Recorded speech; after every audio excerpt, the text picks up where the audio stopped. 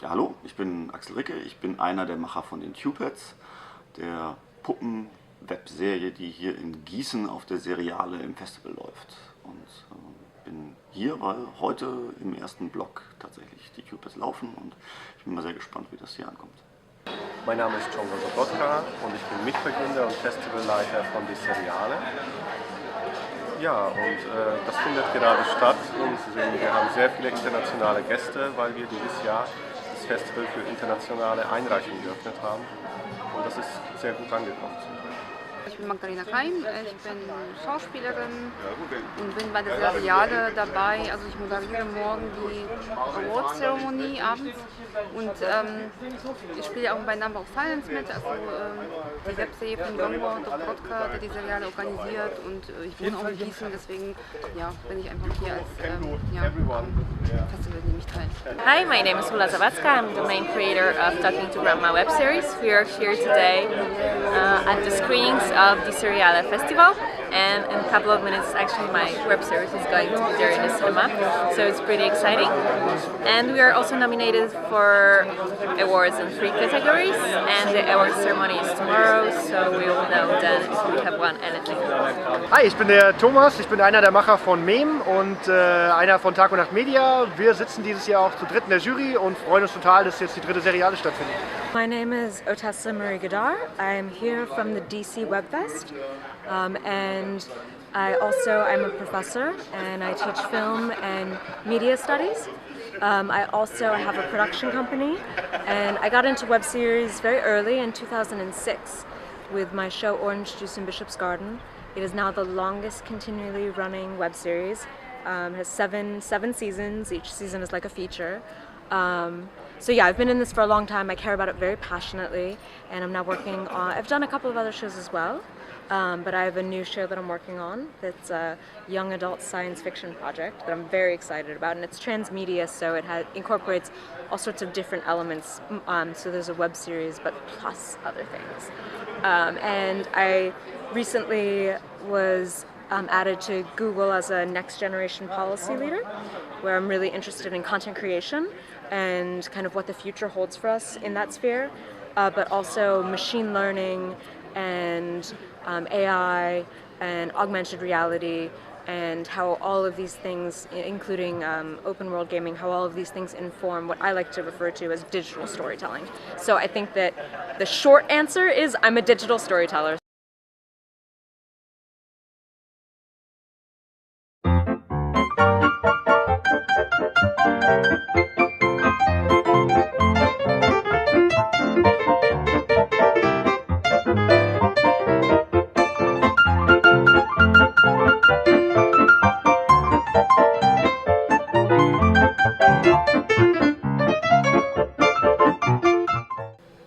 Hallo, ich bin der Waschlappen und ich bin einer von den Tubeheads. Und ich bin hier in Gießen auf der Seriale, weil nachher unsere Show hier läuft. Ich bin schon ein bisschen aufgeregt. Endlich mal wieder die Tubeheads vor einem richtigen Publikum, in einem richtigen Kino. Das wird klasse.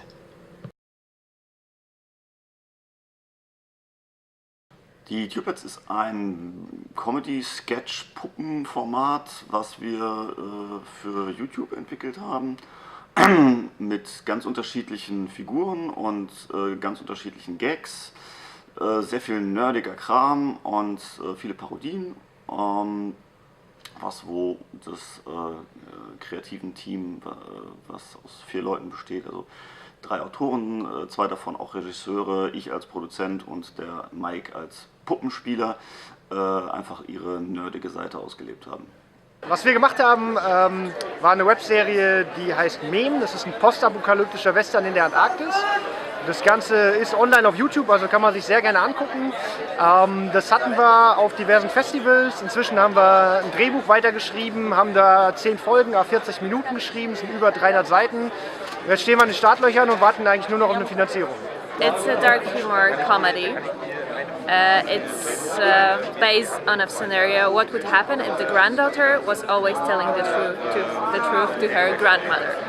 So the sense of humor is pretty dark because it's based on a true story, like my true conversations with my true grandmother.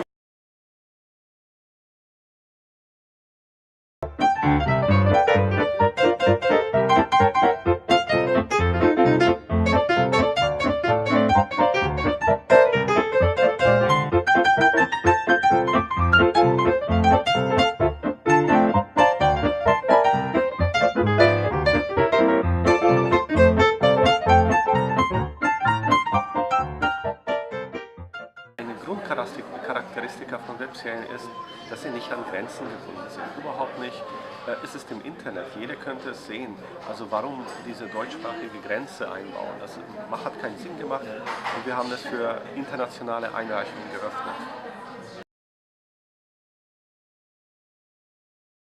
So the same reason I think I was telling you before why I started the DC Web Fest is because there was one festival for online content, and that was it. And every other festival had, you know, limitations where it had to be a premiere. So if it was online, it didn't count.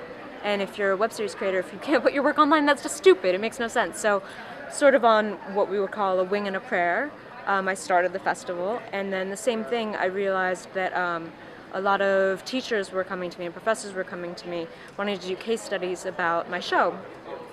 And I realized that, wait, we don't have a textbook. There's no textbook for this field, and if we had a textbook, there would be more classes, and then, you know, people would be empowered. We would be able to have more of this content just across all over, and you know, we would be taking on the gatekeepers, and everyone would be able to tell their story. So I wrote The Wild West of Film, and that's kind of how I went into the teaching end. But yeah, a lot of this is, you know, I got in very early, and in some ways, it's almost like too early. Because you know, you end up making a lot of mistakes when it's not been done before. No one knows, there are no rules, so you're learning it as you go along. But I think the benefit of learning from failure is that it is the best teacher. Nachdem wir eine eigene Webserie gemacht haben und geschaut haben, wer noch sowas gemacht hat, bin ich auf die Serie Filmstadt gestoßen, den ein Freund von früher sozusagen gemacht hat, der inzwischen in Hamburg lebt. Und dann haben wir gedacht, okay, interessant, dass wir gerade unabhängig voneinander eine Webserie gemacht haben. Also haben wir geschaut, wer noch gerade in Deutschland dieses Format nutzt. Das war Anfang 2014 und haben ganz viele Webserien entdeckt, die gerade neu entstanden sind.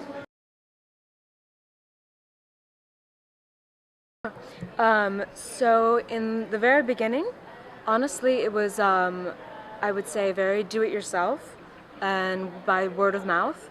I think that at that point, the media, it didn't really understand what a web series was.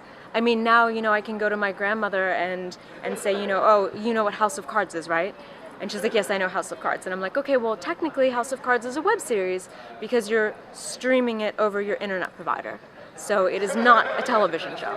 And then all of a sudden, you know, now it's like a household name, a web series. But at the time, it was like you would explain to people what you were doing, and they were just confused. It didn't make sense.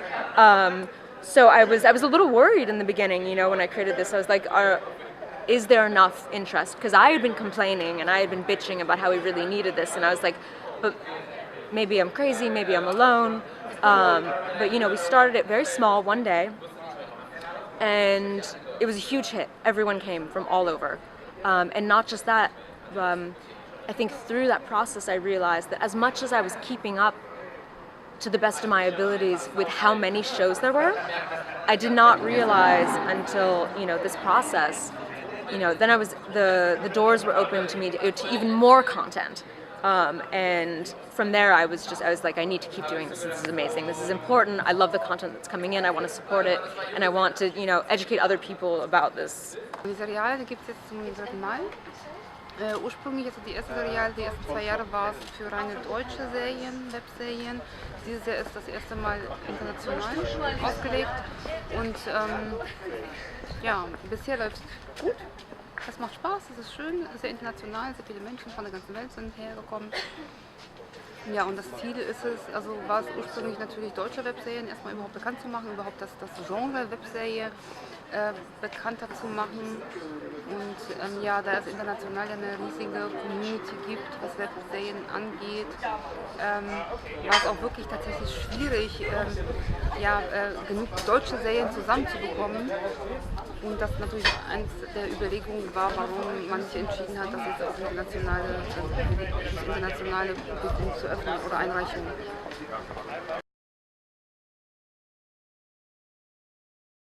Ja, also ich sitze selber in der Jury, deswegen darf ich jetzt, oder kann ich nicht sagen, noch nicht zumindest, welche Highlights jetzt hier bei den Screenings für mich dabei waren. Ich war ja auch teilweise gar nicht bei den Screenings, aber was ich definitiv schon mal geil fand, war, man kommt hier hin und es ist sofort wieder genauso familiär, wie es war. Also man fällt sich in die Arme eigentlich und sieht sich jetzt mindestens zum 3. Mal, dazwischen meist die meisten ja noch auf ganz vielen anderen Festivals. Und es ist einfach so eine Familie und das liebe ich total daran. Yeah, I would say that the highlight for me always is learning about markets in different areas, because the internet has no borders, and yet, you know, we in real life do have borders. So how are our markets responding? What is the infrastructure? What are the opportunities and what are the challenges in each market? And learning from that, you know, you can have ideas of how to be more successful, how to think on your feet, how to think outside of the box. So I would say that knowledge is always a highlight for me.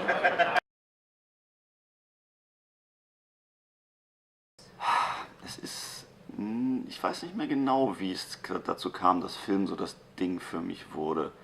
Also ich habe Geschichten immer geliebt, aber als Kind oder Jugendlicher waren das eigentlich eher Bücher. Dass ich so richtig angefangen habe, Filme zu konsumieren, das war, glaube ich, erst relativ spät, so im Studium, wo ich dann auch einen Freundeskreis hatte, wo das ein großes Thema war und wo man dann immer gemeinsam ins Kino gegangen ist oder Filmabende veranstaltet hat, wo man dann irgendwie bis in die Nacht diskutiert hat und so. Aber ich könnte nicht so den Finger drauf legen und sagen, oh, das war's. In meiner Kindheit bin ich sehr oft ins Kino gegangen mit meinen Eltern und viele Filme geschaut. Interessanterweise, irgendwann habe ich Indiana Jones 1 gesehen im Kino und da habe ich gedacht, okay, wie wurde dann das gemacht? Das hat mich sehr fasziniert. Und tatsächlich der Langfilm von Pink Floyd, The Wall. Und Jahre später, was mich sehr beeinflusst hat, als ich Lost Highway im Kino gesehen habe und alle Hitchcock-Filme analysiert habe. Das sind Inspirationsquellen noch bis heute, also David Lynch, weil eben diese Filme es auszeichnen, dass sie Leerstellen fürs Publikum lassen. Sie erzählen nicht alles komplett aus und das Publikum muss mit seiner individuellen Gedankenwelt die Bilder ergänzen. Und das verändert jeden Film. Es verändert diese Filme für jeden Zuschauer, aber verändert es für den genau gleichen Zuschauer jedes Mal beim Wiederschauen. So hat man nie wieder den gleichen Film. Und das ist für mich sehr spannend und das ist eine Inspirationsquelle für mich beim Filmemachen. Tja, ich finde, die haben das super gemacht hier. Also Gießen ist ja jetzt, kann ich das sagen, nicht so die Weltstadt, ne? Und die haben ein super Festival auf die Beine gestellt. Echt groß und viele Aktionen neben den Filmen. Also ich finde es klasse. Festivals sind für Filmemacher großartig, weil man hat ja das Problem, normalerweise sitzt man Monate, Jahre lang an so einem Film und dann veröffentlicht man ihn wie auch immer, so gerade bei einer Webserie dann eben online. Dann kriegt man, wenn man Glück hat, irgendwelche geschriebenen Kommentare und das war's. Und auf den Festivals wird das dann vor Publikum gezeigt. Und dann sitzt man da in den Reihen und guckt auf die Leinwand und dreht sich auch mal um und guckt, wie die Leute reagieren und lachen sie an der richtigen Stelle. Und das ist ein ganz anderes Erlebnis. Und davon ab ist es natürlich immer toll, dass man viele Kollegen trifft, die ähnliche Sorgen und Hoffnungen haben wie man selbst. Und man kann vielleicht über gemeinsame Ideen reden oder sich Tipps abholen. Das ist immer ein toller Austausch.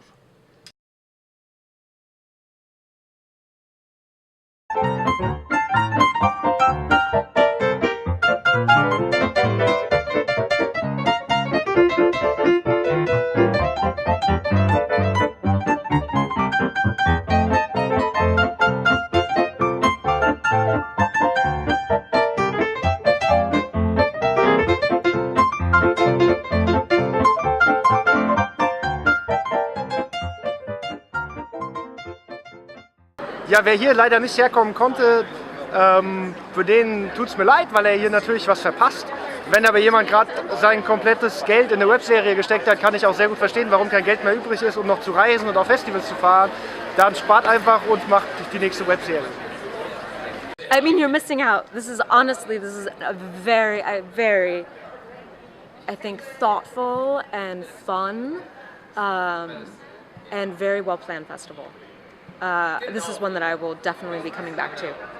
And being on the jury, I've seen some wonderful work and met some very inspiring people. I love the fact that the government is supportive. Yeah, no, this is a tremendous festival, and I'm glad that now this year they've opened up to the international audience. Versucht es nächstes Jahr. Also die Seriale ist es wirklich wert, in das schöne Gießen zu fahren.